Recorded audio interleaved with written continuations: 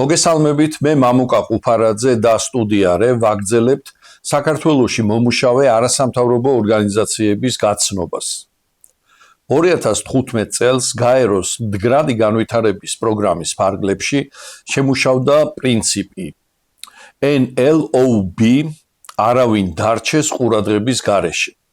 სწორედ ამ პრინციპზე წლებია მუშაობს ჰუმანიტარული საქველმოქმედო ორგანიზაცია აფხაზეთი. Am პროექტის შესახებ ჩვენ მოვიწვიეთ ამ ორგანიზაციის სტრატეგიული განვითარებისა და პარტნიორობის მენეჯერი მერი ბიწაძე. მოგესალმებით, მადლობა მოწვევისთვის. და ამ მათ პროექტში მონაწილე სოციალური პოლიტიკის ექსპერტი გიორგი კაკაჩია. მოგესალმებით გიორგი. მოგესალმებით.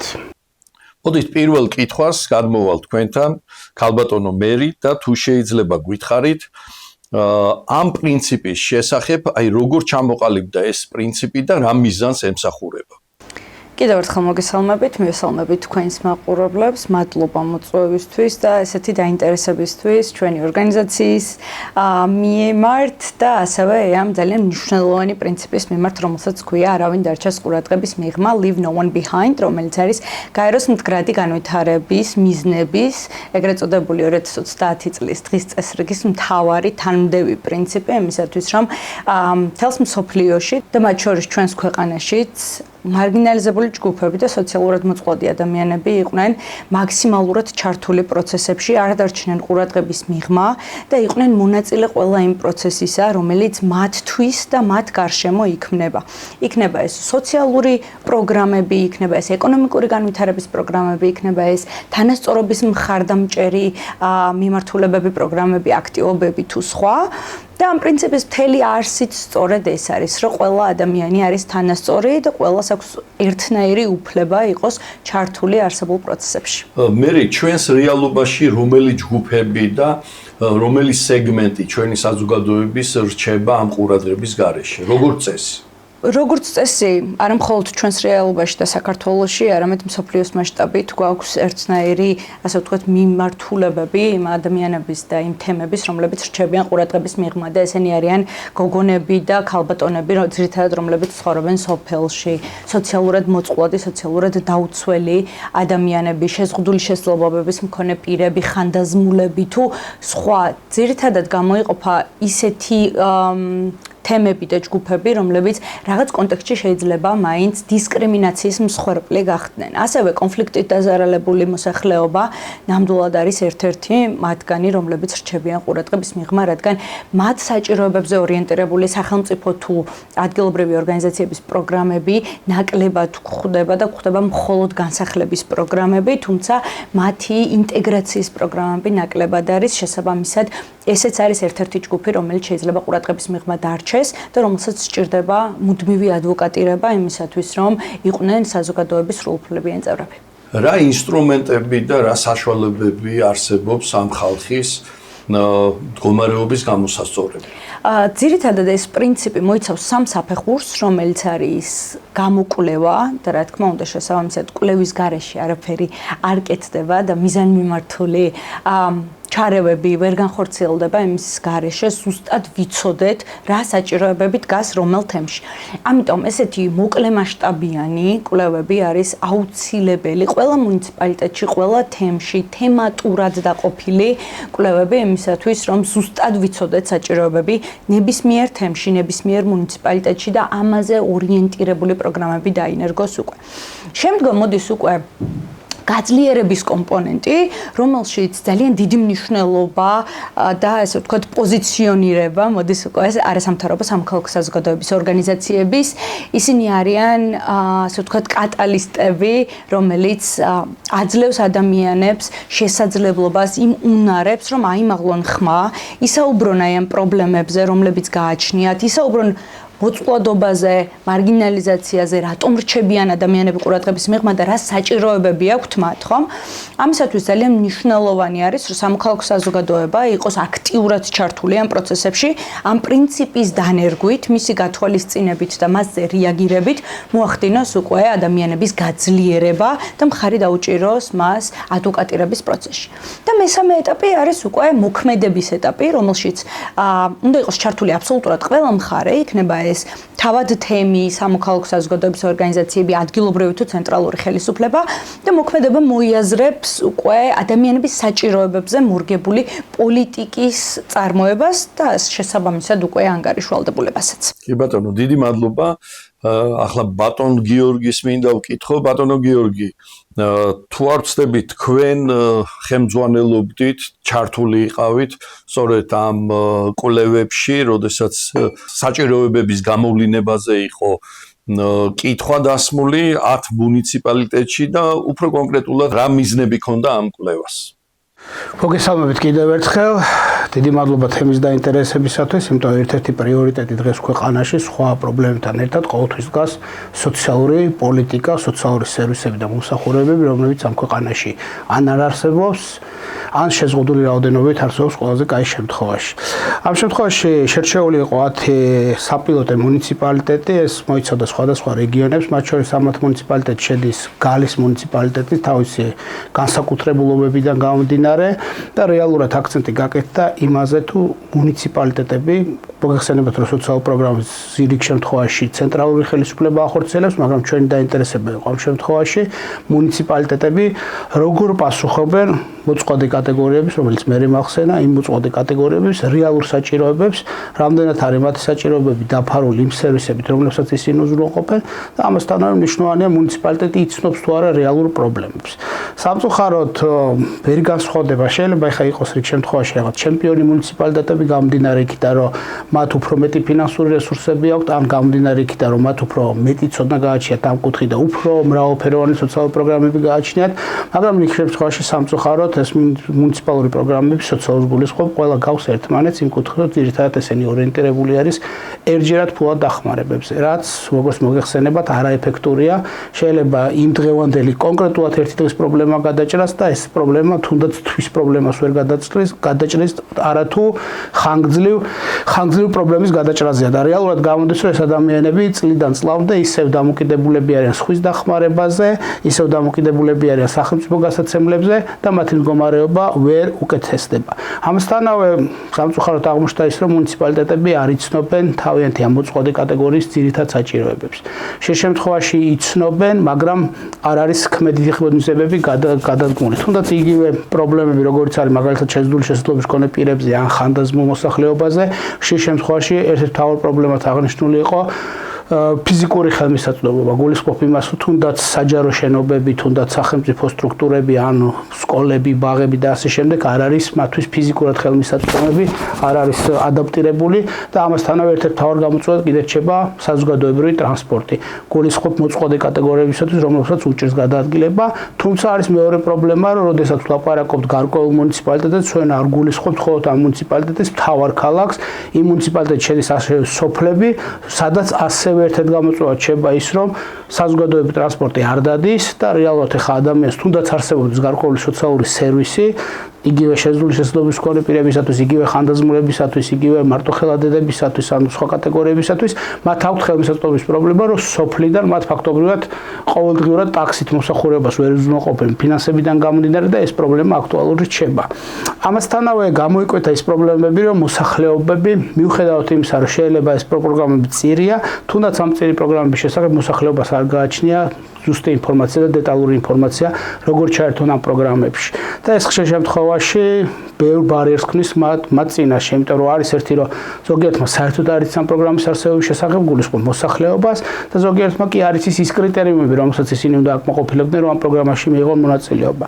ერთ-ერთი ესეთი პრობლემა, რომელიც წამოიწია ამ კუთხით იყო ის, რომ ინფორმაციის არ ქონა, რომ ბევრი ადამიანი მიუხედავად იმისა, რომ სახელმწიფომ დაიწყო დასაქმების პროგრამები, გულისხმობ მოწყობილ კატეგორიების დასაქმების პროგრამა საზოგადოებრივ დასაქმებაზე, რომელიც მინიმალურ ხელფასთან არის დაკავშირებული, მაგრამ ყოველ შემთხვევაში გარკვეული ანაზღაურება, ბევრი ადამიანი იმის შიშით, რომ ისინი დაკარგავდნენ სოციალურ დახმარებას, ამ პროგრამაში არ ერთვებოდა. მიუხედავად იმისა, რომ პროგრამაში ცალსახად წერია, რომ შემდგომი 3-4 წლის განმავლობაში მათი გადაფასება და შეფასება არ მოხდებოდა, მაგრამ შიში იმდენად დიდი იყო და თუნდაც ეს გათვითცნობა ცნობიერება პროგრამის შესახებ, რომ მოსახლეობა უბრალოდ ამ შიშის გამო არ ერთვებოდა ამ პროგრამაში და კარგავდა იმ მინიმალურ თანხებს, რომლებიც შეიძლება იმასთვის ხელმისაწვდომები იყო. იგივე ინფორმაციის კუთხით კიდევ ერთ პრობლემას წარმოადგენს განსაკუთრებით შეზღუდული შესაძლებლობის მქონე პირები, რომლებსაც ხშირ შემთხვევაში ეს დაკავშირებულია უსინათლობასთან, ასმენასთან და მათ უკვე სხვა სპეციალური საშუალებები ჭირდება ინფორმაციის მიწოდება და მათ ამით შესახებ ინფორმაცია არ აქვთ.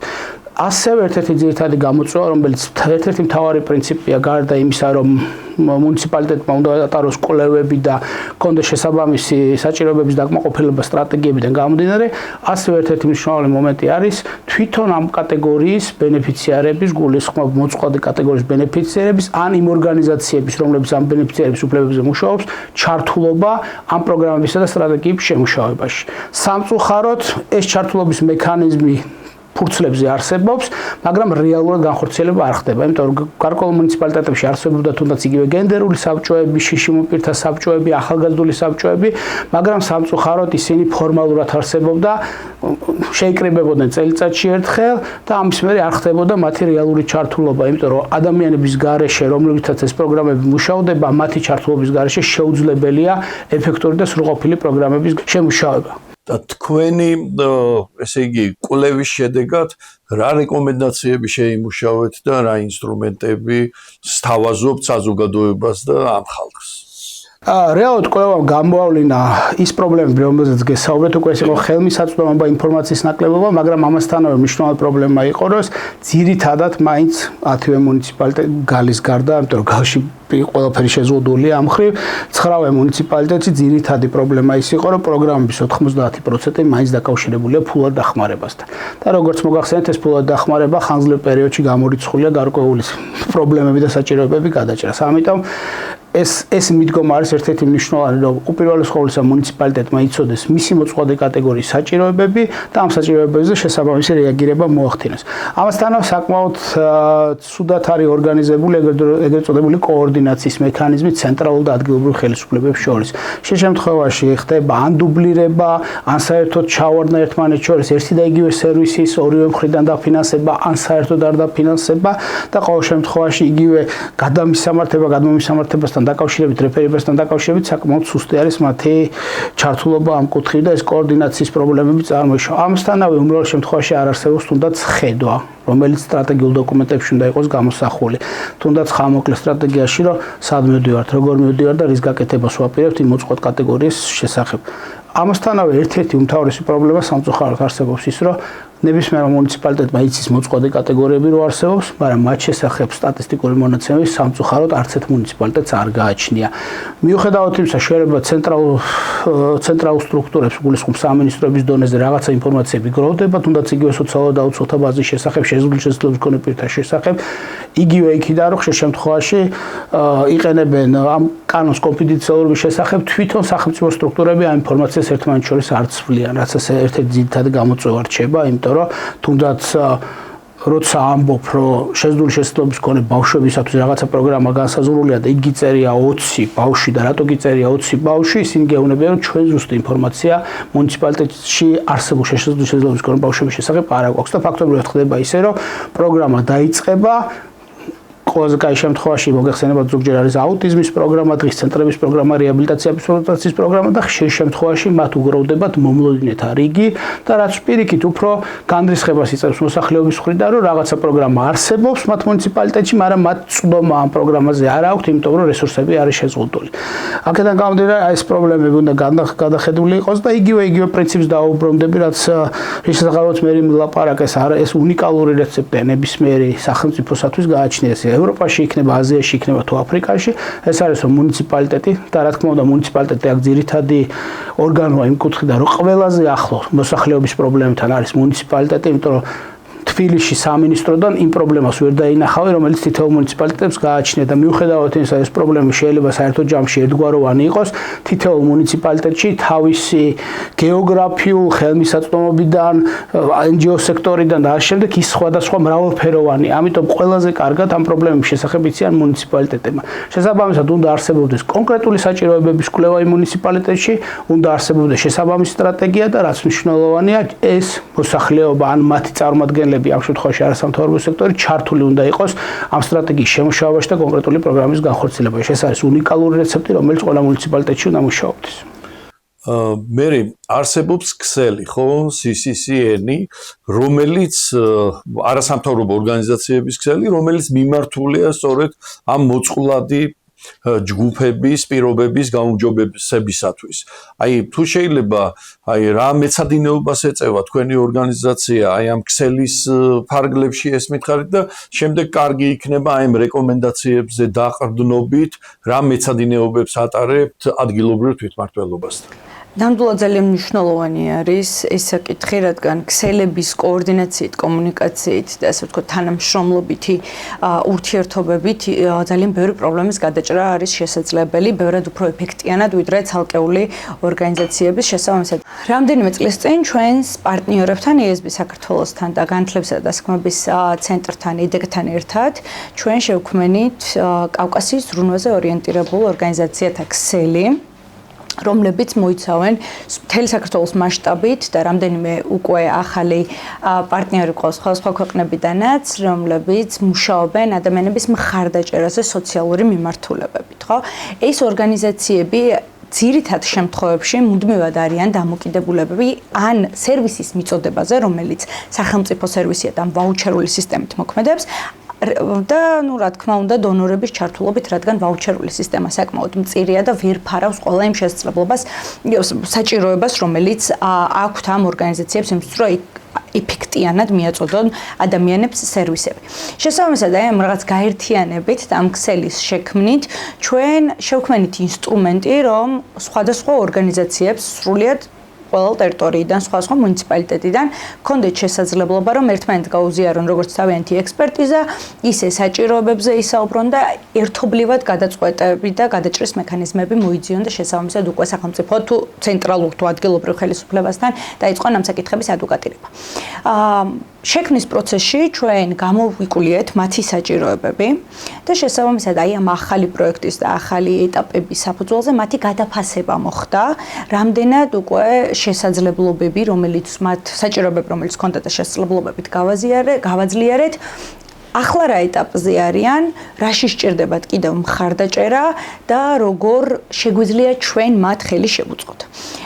რა თქმა უნდა, ეს რეკომენდაციები, რომელიც ბატონო გიას კვლევით წამოიწია წინ, იყო მთავარი პრიორიტეტები, შემდგომ უკვე მათი მხარდაჭერისა და გაძლიერების ტრენინგებისა და შიდა დოკუმენტების შემუშავების შემდგომ, რომელიც უკვე მოხდა პროექტის ფარგლებში, ჩვენ დავიწყეთ მათი ადვოკატირების კამპანიების მხარდაჭერა. ეს იყო ჩვენი მოფიქრებული თემები, ეს იყო საჭიროებებიდან გამოვლენილი, მუნიციპალური საჭიროებებიდან გამოვლენილი თემები და შეირჩა სამი ყველაზე მნიშვნელოვანი თემა, რომელიც აი ამ მუნიციპალიტეტებს აერთიანებდათ. ეს იყო შინმოვლის პროგრამა, ადაპტირებული ტრანსპორტის პროგრამა და პერსონალური ასისტენტის პროგრამა, რომელზეც ახლაც კი მიმდინარეობს ადვოკატირების კამპანია, სხვადასხვა შეხვედრები, საინფორმაციო შეხვედრები მათ შორის, ადგილობრივ თვითმმართველობასთან სამუშაო შეხვედრები და საინტერესო ფლეშმობები იმისათვის, რომ მოსახლეობაც ჩართული იყოს პროცესში, დაინტერესდნენ ამ საკითხებით, იმ საჭიროებებით, რომელიც მათ თანამოქალაქეებს აქვთ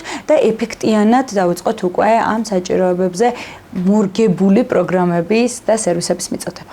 პერსონალური ასისტენტი ალბათ არ იცის ჩვენმა მაყურებელმა და თუ შეიძლება ესეც რომ განვარტოთ. პერსონალური ასისტენტის პროგრამა არის როგორც სახელმწიფოს ადგილობრივი, ეს იყო პირველი დელეგირებული პროგრამა, რომელიც მუნიციპალიტეტს გადაეცა, ასე ვთქვათ, იმისათვის რომ იმპლემენტაცია გაიტანოს ვაუჩერული სისტემით. ეს არის შეზღუდული შესაძლებლობის მქონე ადამიანის პერსონალური ასისტენტის პროგრამა, რომელიც მათ ეხმარება აბსოლუტურად ყოველდღიურ მათ საჭიროებებში და არის მხარდამჭერი ფუნქციის მატარებელი.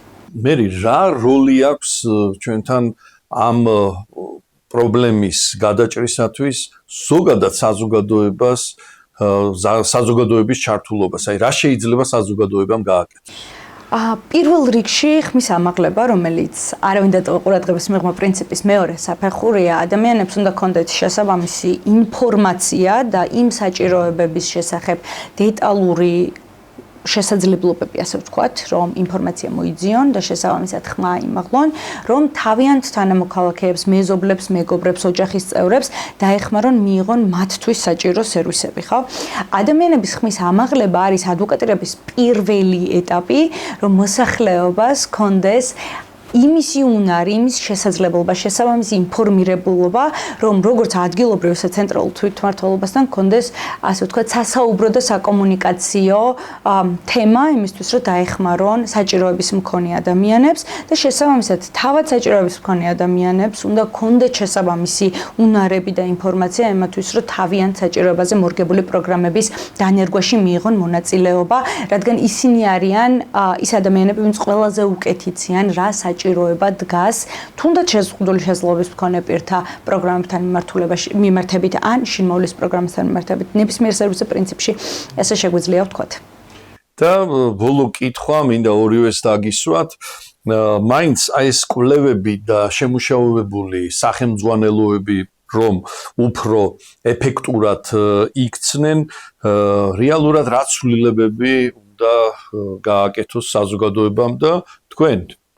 პირველ რიგში ვიტყოდი, რომ უნდა გავზარდოთ მიმღებლობა იმისთვის, რომ აბსოლუტურად ყველა ჩართული მხარე დაჯდეს მრგვალი მაგიდის გარშემო და ვისაუბროთ რეალურ საჭიროებებზე და რეალური გადაჭრის გზებზე, ინსტრუმენტებზე და რა შეგვიძლია ჩვენ თითოეულ მხარეს ამისთვის გავაკეთოთ.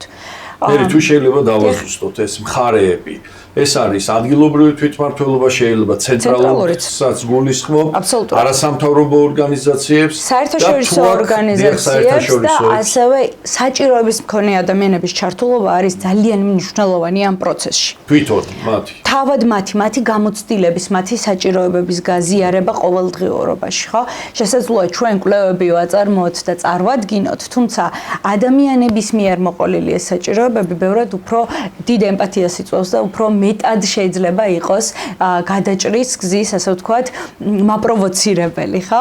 ამიტომ ყველა ადამიანის ჩართულობა ამ პროცესში არის ძალიან მნიშვნელოვანი და შესაძლოა უბრალოდ ჩვენი გარშემო მყოფი ადამიანების ხმის ამაღლების აქტივობები, ფლეშმობები თუნდაც რომელსაც ახლა ვახორციელებთ, იყოს ძალიან მნიშვნელოვანი გადამწყვეტი ამ პროცესში, რომ ყველა მხარე იყოს ჩართული.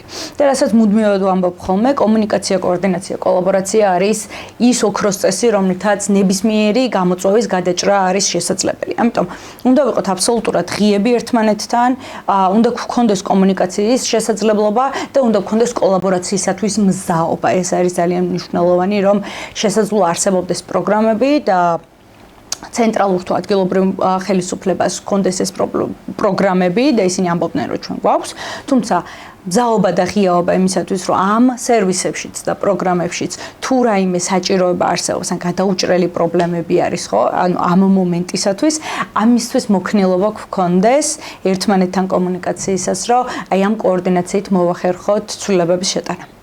იგივე კითხვა თქვენს, ბატონო გიორგი, თქვენი გამოცდილებით, თქვენი კვლევებზე დაყრდნობით, რა არის ის საბოლოო რეკომენდაციები, რომ ჩვენ უკეთესი შედეგი მივიღოთ? ფაქტობრივად ამ პროექტის განხორციელების დროს სამივე ძირითადი კომპონენტი იყო დაფარული. ეს იყო პირველი 10 მუნიციპალიტეტში საჭიროებების დადგენა მოწყვლადი კატეგორიების. მეორე კომპონენტი იყო მუნიციპალიტეტთან თანამშრომლობა და მათი რაღაცა ინსტრუმენტების მიცემა, როგორ უნდა განახორციელოს. კი შეიძლება იციან თეორიულად, მაგრამ უკვე პრაქტიკული რეკომენდაციების მიცემა კონკრეტულად როგორი ფორმატით უნდა განახორციელოს სოციალური პროგრამების დაგეგმა, განხორციელება, სტრატეგია, საჭიროების კვლევა და ასე შემდეგ. და მესამე ერთ-ერთი მთავარი კომპონენტი ის არის, რომ სამხალხო სექტორის, ეგრეთ წოდებული არასამთავრობო ორგანიზაციების გარეშე ეს ყველაფერი შეუძლებელია დღევანდელ დღეს. თუნდაც მარტივი მაგალითი არის ის, რომ სოციალური სერვისების 98%-ის განმახორციელებელი არის არასამთავრობო სექტორი. რაღაც რიგ შემთხვევაში შეიძლება სახელმწიფო სტრუქტურები იყოს, მაგრამ ძირითადად მაინც უმრავლეს შემთხვევაში ესენი არიან არასამთავრობო ორგანიზაციები. მიუხედავად იმისა, რომ არასამთავრობო ორგანიზაციები ჩვენთან უკვე რაღაც 30 წელს, 40 წელს ითვლის ლამის მათი ისტორია, შემთხვევაში საკმაოდ ხშირად ისინი ბევრ გამოწვევებს აწყდებიან. გარდა იმისა, რომ ბოლო გამოწვევა იყო ხშირი, ერთ კვლევაში გამოჩნდა ეს, რომ საკანონმდებლო ცვლილებები, რეგულაციებების ცვლილებები რაღაცები, რომლებიც მათ გარკვეული გამოწვევების წინაშე აყენებდნენ, მიუხედავად ამისა იყო ძირითადი საჭიროებები, რომლებიც წლების განმავლობაში მომდინარეობდა, მიუხედავად იმისა, რომ ორგანიზაციები შეიძლება 20-25 წელი არსებობდნენ. და კვლევამ ეს გამოავლინა ძირითადი საჭიროებები იყო, რომ მათ თუნდაც არ გააჩნდათ ის კვალიფიციური პერსონალი, რომელიც დაგეგმავდა თუნდაც ადვოკატირების კომპანიას. იმიტომ ხშირ შემთხვევაში ამას ახორციელებს ორგანიზაციის ხელმძღვანელი ან ერთი სპეციალისტი. იყო პრობლემა გრანტების მოძიებაზე, იყო პრობლემა პროექტების წერასთან დაკავშირებით, იყო პრობლემა ეგრეთ წოდებული ფინანსების მოძიებასთან დაკავშირებით. და ეს ყველაფერი თუნდაც კვლევის ფარგლებში გამოვლინდა და ზუსტად ამ კვლევის შედეგად იყო, რომ ამ ორგანიზაციებს 10-მდე დოკუმენტი შეთავაზებული იქნა მათთვის, ეს რა თქმა უნდა სარეკომენდაციო ხასიათის არის, მაგრამ ეს დოკუმენტები არის იმისათვის, რომ ორგანიზაციამ გამართულად იფუნქციონიროს და ის რაც მას ისტორიულ მეხსიერებაში გააჩნია, ეს ყველაფერი დოკუმენტურად გაიწეროს და ისინი უფრო მყარად იდგნენ ფეხზე. და ამიტომ ეს ერთ-ერთი მთავარი ბოლო კომპონენტი იყო ზუსტად ამ არასამთავრობო სექტორის ორგანიზაციის გაძლიერება, რომელიც არის ძირითადად სოციალური სერვისების მიწოდებელი, გინდა ცენტრალურ დონეზე და გინდა ადგილობრივ დონეზე. მიუხედავად იმისა, რომ ძირითადად ბოლო გამოწვევები დაფიქსირდა, ეს არის ფინანსებზე ხელმისაწვდომობის შეზღუდნაკლებობა დღევანდელ დღეს და ეს არის გამკაცრებული რეგულაცია. მიუხედავად ამისა, მაინც ისინი რჩებიან ველზე და ისინი არიან სერვისების მიწოდებლები დღევანდელ დღეს. დიდი მადლობა მეგობრებო, საინტერესო საუბრისათვის. იმედია, რომ გაეროს ეს პრინციპი, რომ არავინ დარჩეს ყურადღების გარეშე, ეს პრინციპი, რომელიც განხორციელებაც დაწყებული აქვს თქვენს ორგანიზაციას და ქსელში გაერთიანებულ არასამთავრობო ორგანიზაციებს, რომელიც მხარდაჭერილია ნაწილობრივ ადგილობრივი თვითმმართველობით და ეს თანამშრომლობა, რომელზეც თქვენ ისაუბრეთ, ხელისუფლების, არასამთავრობო სექტორის და საერთაშორისო ორგანიზაციების, ეს პოვებს განვითარებას, ეს არ შეიზღუდება ჩვენს ქვეყანაში და ჩვენი, ესე იგი, შეზღუდული უნარის მქონე პირები თუ მოწყვლადი ჯგუფის წარმომადგენლები უფრო უკეთეს მდგომარეობაში იქნებიან და უფრო ღირსეული იქნება როგორც მათთვის, ისე ჩვენთვის, დანარჩენი საზოგადოებისათვის ის გარემო, სადაც ჩვენ გვინდა რომ ვიყოთ. ეს არის ჩვენი მისიაც, ეს არის ჩვენი ამ პროექტის მთავარი მიზანიც, რომ გავაგრძელოთ ოპერირება იმისათვის, რომ მოწყვლადი საზოგადოების საჭიროებებს ვუპასუხოთ ეფექტიანად ყველა მხარის ჩართულობით. ამიტომ მადლობა ძალიან დიდი, რომ მოგვისმინეთ, მადლობა რომ მოგვიწვიეთ და გვეხმარებით ამ პრინციპის შესახებ ინფორმაციის გავრცელებაში. სწორედ უკეთესი მომავლის იმედით ვემშვიდობები ჩვენს მაყურებელს მომავალ შეხვედრამდე.